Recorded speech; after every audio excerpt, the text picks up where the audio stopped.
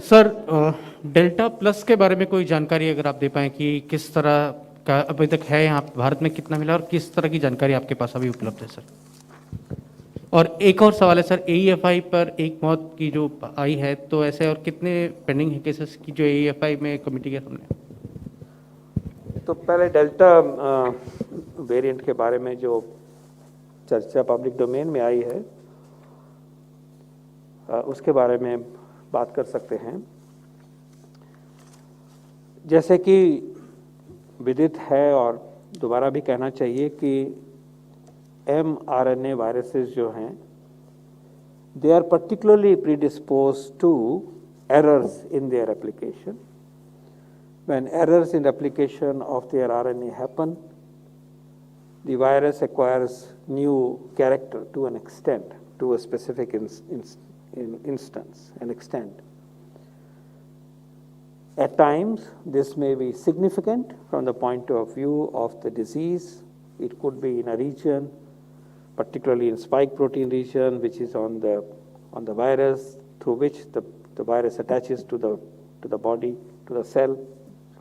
So if that part becomes smarter than the previous version, it is to our disadvantage. So we are worried about such variants. So पहली बात है कि ये होता ही रहेगा, हो ही रहा है, नेचर में हो रहा है। As you know, delta variant जो कि हमारा B1.617.2 है, उस वेरिएंट ने ट्रांसमिसिबिलिटी एक्सेस होने की वजह से सेकेंड वेव में अपना रूप दिखाया। उस वेव को इंटेंस करने में इस वेरिएंट का बहुत रोल रहा है। उसी से मिलता जुलता एक एडिशनल, उसी लाइन पे एक एडिशनल म्यूटेशन डिटेक्ट हुई है और ये ग्लोबल डेटा सिस्टम में इसको चिन्हित किया गया है। इसको डेल्टा प्लस भी कहा गया है, AV.1 कहा गया है, कापा वेरिएंट के साथ वो नाम है, लेकिन एसेंशियली एक नया डेल्टा के अंदर ही एक नई चेंज आई है। ये वेरिएंट जो है वो मार्च से देखा गया है यूरोप में और इसको नोटिफाई या इसको पब्लिक डोमेन में 13 जून को लाया गया, just a few 2 days ago. So the present status is that yes, a new variant has been found. This is a variant of interest. This is not as yet classified as a variant of concern. A variant of concern is one in which we have understood that there are adverse consequences to humanity. Transmissibility बढ़ जाती है, severity बढ़ जाती है, etcetera. वो अभी इसके बारे में मालूम नहीं है, लेकिन जो चेंज आई है, जिस तरह से आई है, उसके इफेक्ट को अब साइंटिफिक तरीके से वॉच करना चाहिए। हमारे देश के बाहर ये पाया गया है, इसको वॉच करना है। जो हमारा इंसाकॉग सिस्टम है उसके थ्रू भी इसको डिटेक्ट करके देखना पड़ेगा कि हमारे देश में इसकी प्रेजेंस कहाँ है, कितनी है, कैसे बढ़ रही है या नहीं बढ़ रही है। So this is the way forward in relation to the virus. जो एक अच्छा कॉम्प्रिहेंसिव सिस्टम ऑलमोस्ट 28 लेबोरेटरीज का बनाया गया है, उस काम में ये एक important area of future work होगा और वो कॉन्स्टेंटली इसको वॉच किया जाएगा और देखा जाएगा इसका मतलब क्या, इस वेरिएंट से क्या नुकसान हो सकता है। जैसे कि पब्लिक डोमेन में आया है कि इसकी वजह से जो मोनोक्लोनल एंटीबॉडी का यूसेज है उसको ये नलिफाई करता है किसी extent.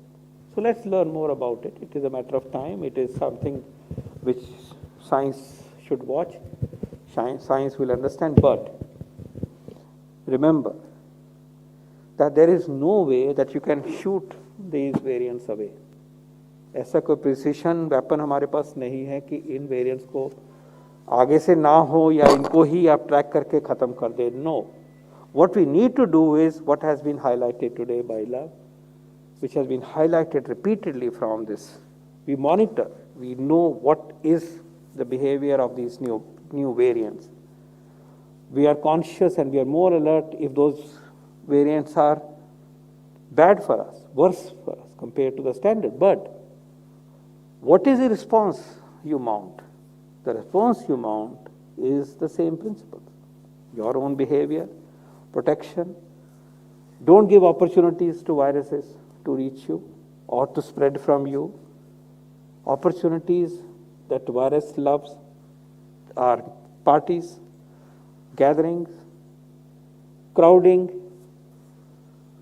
not wearing a mask, and so on and so forth. तो उसको करना होगा, टेस्टिंग को मेंटेन करना होगा, क्वारंटाइन करना होगा कॉन्टैक्ट्स को, पॉजिटिव केसेस को आइसोलेट करना होगा, कंटेनमेंट जोन बनानी होंगी, जो बीमार होंगे उनको लुक आफ्टर करना होगा, वैक्सीन देना होगा।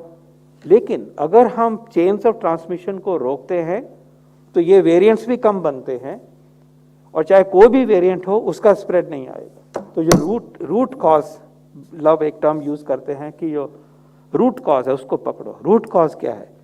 Chains of transmission. वो कैसे रोकेंगे कि एक से दूसरे तक नहीं पहुंचे, और बाई चांस पहुंच गई तो जिसके पास पहुंची उसको अलग करो और जो उसके कॉन्टैक्ट्स हैं उनको भी अलग करो अपने तरीके से, जब तक कि उनका फैसला नहीं हो जाता। और बड़े समूह में ऐसे है तो कंटेनमेंट करो। हमारे टूल्स वही रहते हैं और उन टूल्स में वैक्सीनेशन भी शामिल है और वैक्सीनेशन का स्केल अप भी होना चाहिए। So we are concerned about this for watching its significance and to see and track how this variant progresses in other countries globally, and if it has presence in India, where all it is there, for that our system will respond. At the same time, please it's another reminder to us कि जो behaviors हमें बचाते हैं pandemic से, individual को, society को, उनके ऊपर हमारी कोई लापरवाही नहीं हो सकती। Thank you.